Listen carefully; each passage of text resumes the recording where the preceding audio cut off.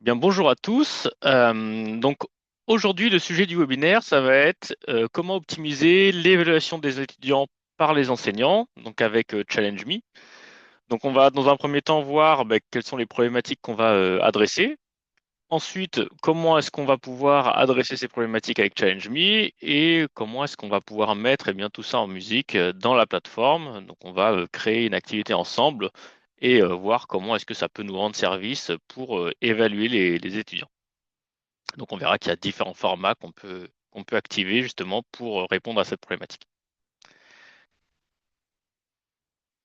Juste avant d'attaquer, rapide présentation de Challenge Me. Donc nous, on a une solution d'évaluation et de feedback. On s'intègre au Learning Management System du marché, donc Moodle, Blackboard, Brightspace et d'autres LMS. Ça veut dire qu'il n'y a pas de login, mot de passe pour accéder à ChangeMe. Tout se fait directement depuis les LMS.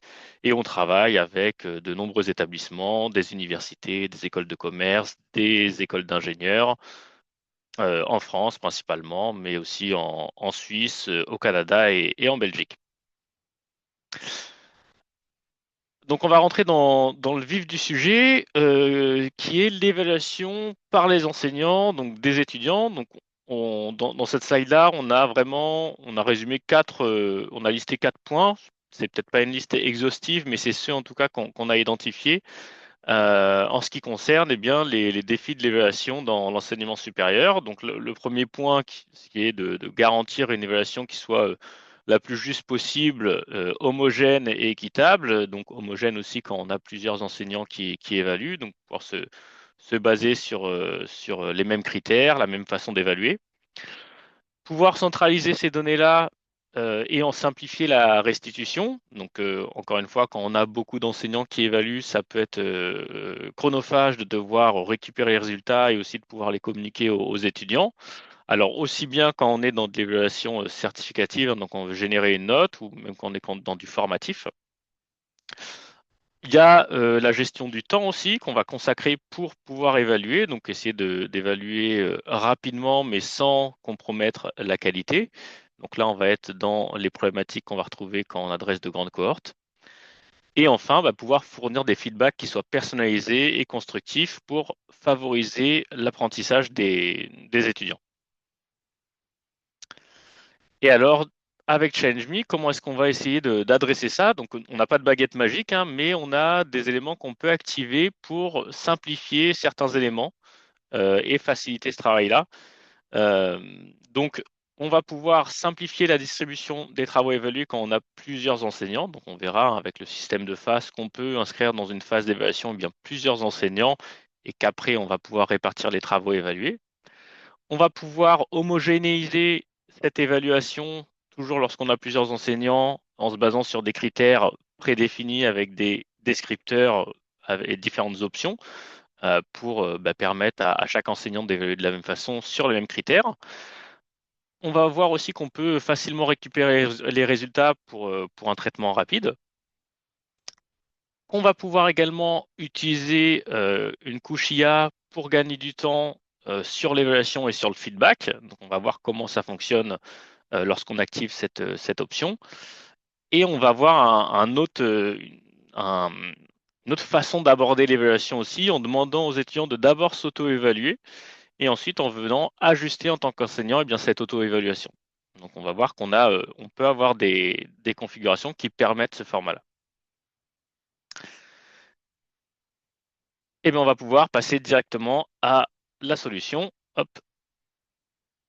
donc je vais partager mon navigateur.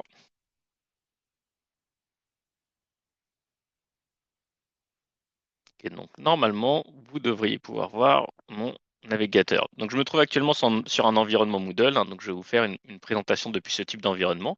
Si jamais vous utilisez Blackboard ou Brightspace ou un autre LMS, c'est le même principe. Vous avez un cours dans lequel on va pouvoir ajouter une activité Challenge Me. Avant de paramétrer l'activité, un petit rappel pour ceux qui ne nous connaissent pas et juste pour comprendre, rappeler rapidement le fonctionnement. Donc, nous, on va pouvoir, avec ChangeMe, on va pouvoir créer un challenge. Et ce qu'on appelle un challenge, ça va être un environnement où on va retrouver différents types de phases. Donc, on va pouvoir retrouver 5 types de phases qu'on va pouvoir donner après de la façon dont on le souhaite. Hein. On a une première phase qui est une phase de dépôt des travaux où on demande aux participants de soumettre un travail par rapport à une consigne. Ça peut être individuellement ou en groupe. On a une phase d'évaluation et de feedback des travaux où là, on demande aux participants d'évaluer, de donner des feedbacks sur les travaux déposés lors de la phase de dépôt. On a une phase d'évaluation et de feedback des membres du groupe. Donc là, on demande aux étudiants, suite à un travail de groupe, eh bien, d'évaluer chacun de leurs camarades par rapport à des critères définis par l'enseignant. Ça peut être la communication dans le groupe, la capacité à travailler avec les autres, les prises d'initiative, ce genre de choses. Ensuite, on a une phase qui permet aux étudiants d'indiquer s'ils ont trouvé les feedbacks reçus pertinents ou non. Et enfin, une phase de résultat qui permet de calculer un score et de le présenter aux étudiants. Et ces phases-là, on va pouvoir les orienter un petit peu de la façon dont on le souhaite, hein. Donc là, on a une phase de dépôt des travaux et ensuite, en parallèle, une phase d'évaluation par les étudiants et d'évaluation par les enseignants. Et enfin, une phase de résultat. Et là, on a un autre format avec deux phases d'évaluation intra-groupe hein, qui se suivent. Ça peut être le cas quand on a des gros projets et qu'on souhaite demander aux étudiants de s'évaluer entre eux à différents moments. Voilà, juste pour vous montrer le principe. Et donc, on va voir, par rapport à notre problématique d'optimiser l'évaluation des étudiants par les enseignants, quel format on peut utiliser. Donc, pour ça, je vais créer un challenge. Donc, je vais passer en mode édition et je vais cliquer sur ajouter une activité ou une ressource pour ajouter une activité Challenge Me. Et là, je vais pouvoir sélectionner l'activité Challenge Me dans mon sélecteur. Je vais pouvoir nommer cette activité et cliquer sur enregistrer et afficher. Et ensuite, ouvrir dans une nouvelle fenêtre. Donc là, l'objectif, hein, c'est pas de vous montrer précisément comment est-ce qu'on paramètre un challenge, c'est surtout de vous montrer le principe, quel type de format on peut faire appel pour optimiser l'évaluation des étudiants. Mais après, il y a plein de guides qui vous expliquent comment est-ce que vous pouvez paramétrer tout ça. Donc là, je clique sur créer ou dupliquer un challenge. Et là, je vais retrouver tous les modèles que je peux utiliser pour évaluer, lancer des activités Challenge Me. Euh, et je vais pouvoir sélectionner celui qui m'intéresse. Donc, je pourrais très bien partir d'un nouveau challenge sans modèle, c'est-à-dire que là, je vais pouvoir ajouter une à une les phases qui m'intéressent, hein, mais on a aussi des modèles qui vont permettre de gagner du temps. C'est-à-dire que dans un modèle, on va retrouver des phases qui sont préconfigurées et on aura juste besoin de les compléter. Donc là, j'ai un modèle qui s'appelle évaluation des travaux étudiants par les enseignants. Donc là, ça va être le cas. En fait, on va créer un challenge, on va demander aux étudiants de soumettre un travail sur une phase de dépôt et ensuite, dans une phase d'évaluation, on va inclure tous les enseignants qui doivent évaluer. Là, ça va nous faire gagner du temps puisque ça permettra à tous les enseignants d'évaluer au même endroit, de restituer facilement ces résultats aux étudiants et ensuite, pour ceux qui gèrent, qui doivent récupérer les notes, de pouvoir récupérer ces notes-là facilement. Donc, je vais cliquer sur créer. Là, je vais avoir le titre du challenge, le résumé du challenge. Et ce qui va nous intéresser ici, ça va être ces phases-là. Donc là, on se retrouve avec trois phases, hein. Donc une phase de dépôt où on demande aux étudiants de soumettre un travail, une phase d'évaluation où les enseignants vont pouvoir évaluer les travaux des étudiants, et une phase de résultat pour calculer les scores par rapport au coefficient qu'on souhaite et présenter ces scores-là et ces feedbacks aux étudiants. Ce format, il marche quand on a 10 étudiants, il marche aussi quand on a 1000, 1500, 2000 étudiants. Donc c'est juste après le niveau de criticité qui va différer, mais dans le temps de paramétrage, ça va être la même chose. Donc là, pour paramétrer une phase, on clique dessus. On va pouvoir paramétrer une date de début, une date de fin, la période durant laquelle les étudiants vont pouvoir soumettre un travail. On va définir les consignes concernant le livrable attendu et on va pouvoir inscrire les participants. Donc là, mettons que je souhaite inscrire les étudiants qui se trouvent dans mon cours Moodle. Je vais pouvoir cliquer sur inscrire individuellement et sélectionner les utilisateurs présents dans mon cours. Donc là, je sélectionne tous mes utilisateurs. J'en ai 15, je clique sur inscrire. Donc, si j'en avais plus, hein, ça marcherait de la même façon. On pourrait très bien le faire aussi avec du groupe, c'est-à-dire qu'au lieu d'inscrire des utilisateurs, on va inscrire des groupes. À ce moment-là, on clique sur inscrire en groupe et là, on sélectionne hein, les groupes qui nous intéressent ici. Je ne vais pas le faire puisque j'ai déjà inscrit des utilisateurs individuellement, mais c'est juste pour montrer qu'on peut aussi le faire. Et mettons qu'on souhaite faire du groupe et qu'on n'ait pas les groupes directement dans notre LMS, on peut aussi importer des utilisateurs via un fichier Excel si besoin. Voilà, une fois qu'on a importé nos utilisateurs, notre phase de dépôt, bah, elle est prête à être lancée et elle peut être utilisée. Ensuite, on va paramétrer la phase d'évaluation des travaux. Donc là, en fait, ça va être la phase d'évaluation des travaux par les enseignants. Donc ici, en fait, on va inscrire une cohorte d'enseignants. Donc mettons qu'on ait une centaine d'étudiants. Bon, là, j'en ai 15 dans mon exemple, mais mettons qu'on en ait une centaine, eh bien, on pourrait se répartir entre enseignants les travaux évalués. Donc à ce moment-là, ça va être le même principe. On va inscrire individuellement dans cette phase-là les enseignants évaluateurs. Donc là, les enseignants ils vont se trouver dans Manager, dans l'onglet Manager, et on va pouvoir en inscrire un certain nombre. Donc là, j'en ai qu'un seul. Je vais regarder si j'en ai pas. Voilà, si je peux en inscrire d'autres pour vous montrer un exemple. Voilà. Donc là, j'ai inscrit 3 enseignants dans cette phase-là. C'est-à-dire que ces 3 enseignants-là pourront évaluer eh bien, tous les étudiants juste ici.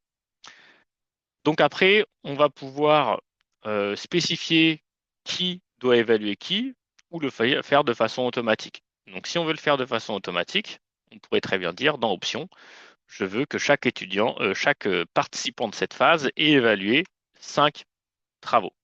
J'ai mis 5 puisque comme ils sont 15 et qu'on est 3 enseignants, si je mets 5, eh bien chaque enseignant devra évaluer eh bien 5 étudiants différents. Après, il n'y a pas besoin de dire qui doit évaluer qui, hein. Ça, c'est le système qui va le faire de façon intelligente pour que bah, chaque étudiant reçoive une évaluation. Si on avait des contraintes particulières, on pourrait aussi aller dans Allocation des évaluateurs et dire bah, je veux que Florent, par exemple, il évalue, et ensuite on sélectionne les étudiants à évaluer. Et là, ça force l'attribution en disant ben voilà, Florent doit évaluer ces étudiants-là, Jean devra évaluer ceux-là, et puis Robert, lui, devra évaluer les 5 derniers. Donc on a deux façons de faire, hein. Soit on le fait de façon automatique, soit on définit qui doit évaluer qui.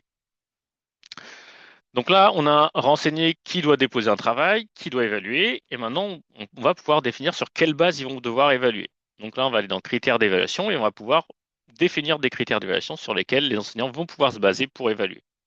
Donc là, je peux cliquer sur Nouveaux critères. Je peux choisir la modalité d'évaluation qui m'intéresse. Donc, si vous avez une grille d'évaluation, vous pourrez reproduire votre grille par rapport à ces différentes modalités. Donc, on peut avoir un système d'étoiles, un système de nombres, un système aussi d'options prédéfinies. C'est-à-dire qu'on va avoir pour un critère 3 options disponibles, par exemple. Voilà, on a un certain nombre d'éléments qu'on peut activer. On peut aussi avoir que du feedback, hein, si on veut faire que du feedback. On peut aussi sélectionner des critères prédéfinis pour gagner du temps. Donc là, on clique sur critères prédéfinis, puis on peut sélectionner les critères présents dans la base ChallengeMe. Et on peut aussi sélectionner des packs de critères. Donc ça, c'est vrai que ça peut être intéressant quand vous n'avez pas forcément de grille déjà existante. Vous pouvez très bien sélectionner un pack de critères qui va correspondre à votre cas d'usage. Et là, ça va vous ajouter d'un coup 5, 6 critères sur votre challenge. Là, ce que je vais faire, c'est que je vais sélectionner un pack de critères hein, que j'ai préparé au niveau du compte.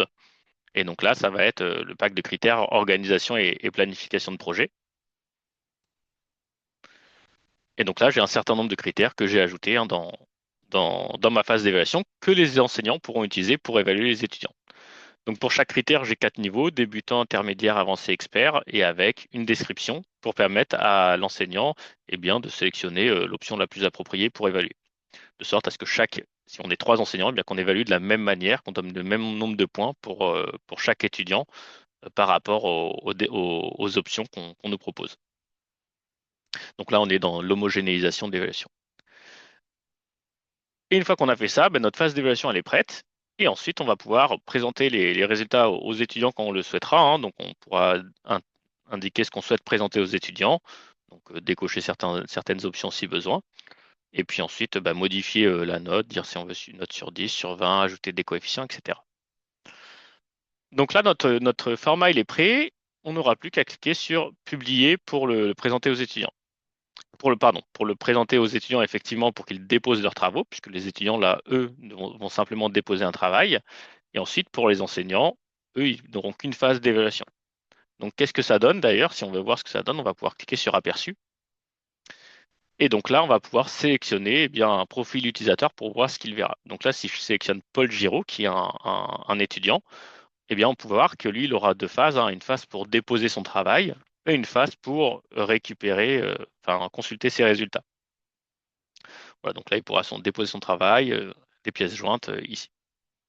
Par contre, si je sélectionne un enseignant, donc Jean par exemple, là, comme c'est un enseignant, il n'est pas inscrit en même phase, lui, il pourra juste voilà, évaluer les travaux des étudiants. Alors, j'ai dû m'inscrire aussi peut-être en phase de défaut, je vois que j'ai les résultats. Mais voilà, oui, Jean pourra évaluer les travaux des étudiants et on pourra voir voilà, de quelle manière ce sera présenté. Donc là, j'ai un seul travail évalué, mais quand, puisque c'est une prévisualisation, mais quand ce sera en réel, j'en aurai le nombre défini et j'aurai ces critères-là. Donc les enseignants, eux, verront ces critères. Chaque enseignant verra ces critères-là avec le travail évalué et pourra sélectionner eh bien, l'option la plus appropriée. Derrière, ça générera une note. Il y a quelque chose qu'on peut aussi activer justement pour faciliter cette évaluation. Hop, ça va être l'utilisation de l'IA. Donc là, je suis dans un environnement que j'ai préparé où, en tant qu'enseignant, je dois évaluer deux travaux. Ces travaux-là, je vais pouvoir les voir ici, hein. Donc c'était un brief sur un projet et je vais pouvoir bien pouvoir évaluer ce travail-là. Et donc, pour me faciliter le travail, je peux activer une option IA qui se trouve juste ici. Donc, ça se paraît mettre au niveau du challenge. Et au fait, cette IA, dans cette configuration-là, qu'est-ce qu'elle va faire? Eh bien, elle va analyser le travail de l'étudiant.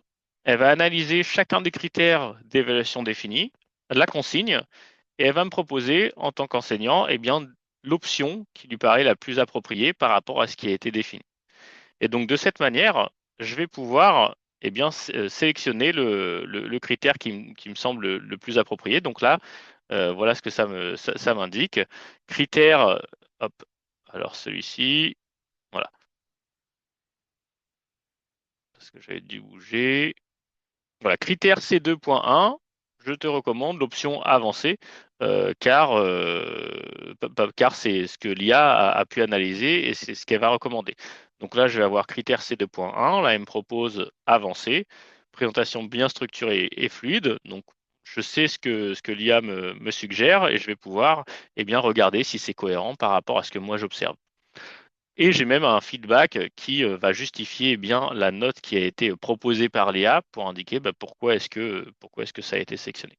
Donc là, c'est pour le critère C2.1. J'ai la même chose pour le critère, pour chacun des critères, hein. Alors bon, pour le coup, là, c'est pas dans l'ordre, donc on pourrait regarder pour le mettre dans l'ordre. Mais voilà, C2.4, je vois ce qu'on me propose cette fois-ci intermédiaire aussi, et avec le feedback suivant. Et donc de cette manière, en fait, ça va pré-mâcher un petit peu l'évaluation. Donc je vais pouvoir regarder ces éléments-là. Et après, je peux très bien m'en servir pour donner du feedback, pour avoir une base. Donc, je vais pouvoir cette analyse par l'IA et ensuite modifier mon feedback pour le personnaliser par rapport à ce que moi j'observe. Mais ça fait une base pour évaluer pour l'enseignant, un assistant, vraiment un assistant à l'évaluation. Donc ça, c'est vrai que ça peut être intéressant d'activer cette option-là. Ça marche hein, pour un enseignant, ça marche aussi avec plusieurs enseignants. Donc dans notre challenge, où on a 3 enseignants qui évaluent, même si on avait 5 ou 10, hein, on pourrait bien activer cette option-là pour chacun des enseignants. Après, libre à l'enseignant de l'utiliser ou pas, mais ça fait un outil de plus pour qu'on peut activer si besoin. Ça, c'est le format qu'on peut activer quand on a plusieurs enseignants qui évaluent, ou même un seul, pour pouvoir évaluer. On a aussi la possibilité, c'était quelque chose que je voulais aussi vous montrer, parce que ça peut être intéressant d'utiliser de cette manière, ce format-là, où on demande à l'étudiant de d'abord soumettre son travail, ensuite de s'auto-évaluer hein, sur des critères définis, et ensuite on demande à l'enseignant d'évaluer l'auto-évaluation. C'est-à-dire que l'enseignant, au lieu d'évaluer directement le travail, il va pouvoir regarder les notes que l'étudiant s'est données et dire je suis d'accord ou je suis pas d'accord, voilà comment je t'aurais évalué. Donc, comment ça se représente concrètement? L'enseignant, lui, il va voir ce type d'interface-là. Donc, il va voir, par exemple, je dois évaluer Antoine Dupont. Et je vais voir, Antoine Dupont, sur le critère C1, il s'est donné l'option avancée. Sur le C1.2, l'option intermédiaire, etc. Et il s'est donné ce feedback-là. Et bien, moi, en tant qu'enseignant, je vais pouvoir dire, sur le critère C1.1, toi, tu t'es donné avancé, je vais confirmer ton choix. Je trouve qu'effectivement, tu te utilises sur ce niveau de performance, sur ce critère-là et je vais pouvoir te donner un feedback. Sur le critère C1.2, tu t'es donné un intermédiaire. Moi, j'ai trouvé plutôt débutant à ce niveau-là. Voilà pourquoi. Et ça permet bien à l'enseignant de venir indiquer à l'étudiant s'il rejoint ou pas son point de vue ou si, au contraire, il l'aurait noté différemment. Donc là encore, on se base sur ce qu'a produit sur une base, hein. Donc l'exemple précédent, c'était l'IA qui fournit une base. Là, c'est l'étudiant qui fournit une base. Ce qui est intéressant avec ce cas, c'est que bah, l'étudiant, lui, ça lui fait aussi un travail de réflexion en amont sur bah, les compétences qu'il a acquises. Et l'enseignant, lui, peut venir confirmer ou dire, bah non, voilà comment je te situe à ce niveau-là. Donc ça, c'est un autre format aussi qui peut être du coup activé. Donc une fois qu'on a créé ces challenges, qu'on a de la participation, on va voir comment est-ce qu'on peut récupérer les résultats, hein. Donc pour accéder aux résultats, il suffit, hop, si je suis dans une interface de participation, voilà, de configuration, pardon, de cliquer sur ce bouton-là, suivi de l'activité. Et là, j'atterrirai sur une interface de suivi de l'activité. Je ne vais pas prendre celle-là pour exemple, je vais vous prendre une interface où j'ai pas mal de données pour que vous puissiez eh bien, vous projeter. Donc là, je suis dans une interface où j'ai pas mal de phases avec pas mal d'évaluations échangées. Donc là, j'ai la phase de dépôt des travaux. Donc déjà, je vais pouvoir voilà, avoir un aperçu de tous les étudiants pour savoir s'ils ont bien déposé un travail, si c'est un travail de groupe, etc. Je vais avoir la même chose pour l'évaluation. Donc, mettons que, donc là, dans cet exemple, c'est de l'évaluation entre étudiants, mais ça marche exactement de la même manière, hein, au niveau des interfaces. Si c'est de l'évaluation par les enseignants, je vais pouvoir eh bien, regarder chacun des enseignants et voir le nombre d'évaluations effectuées par chacun des enseignants. Donc là, ça me permet de consulter l'avancée et d'avoir le détail aussi. Donc, si j'ai besoin de voir l'évaluation, chaque évaluation individuelle qu'un enseignant a fait, je vais pouvoir sélectionner eh bien, l'enseignant souhaité pour voir le détail des évaluations. Et puis, alors, hop, là je l'ai ouvert il y a un moment, donc je vois que mon navigateur bug. Je vais juste relancer.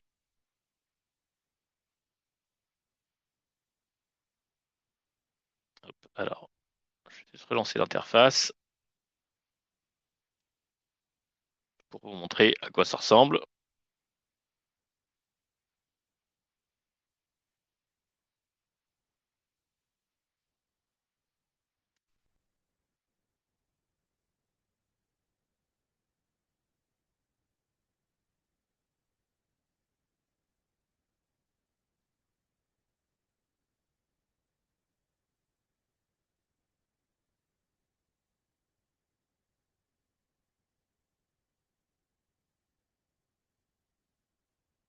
Voilà.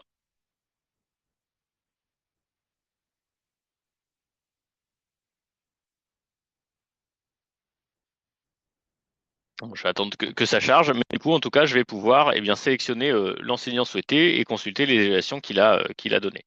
Et je vais pouvoir également accéder aux résultats via la phase en rouge qui représente la phase de résultat. Alors sur ce challenge-là, j'ai l'impression que j'ai une configuration qui n'est pas terrible puisque j'arrive plus à accéder aux résultats. Mais je vais quand même essayer. Si ça ne marche pas, tant pis, je prendrai un autre exemple.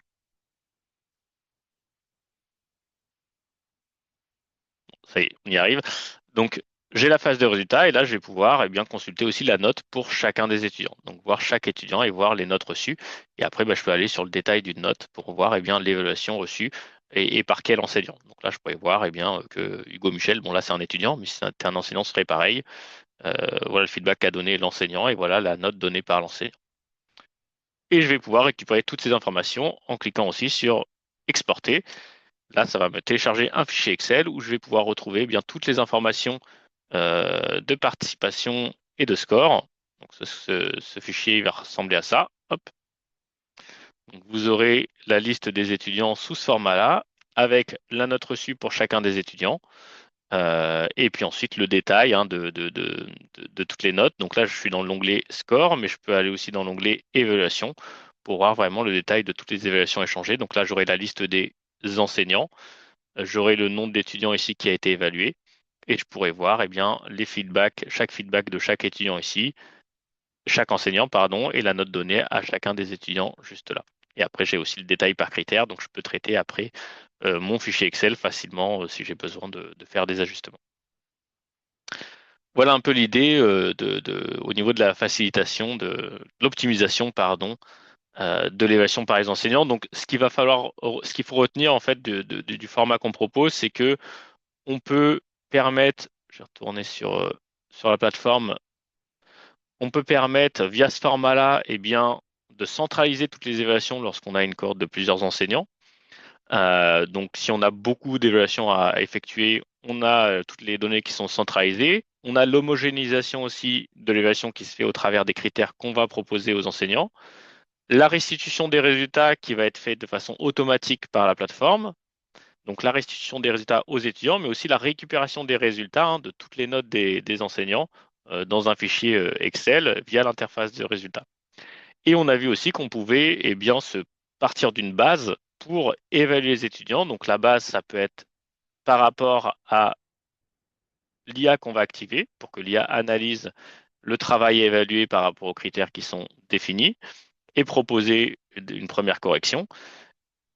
Donc une première analyse par l'IA ou alors se servir de l'auto-évaluation de l'étudiant pour venir en tant qu'enseignant confirmer l'auto-évaluation ou la modifier si on estime qu'il faut la modifier.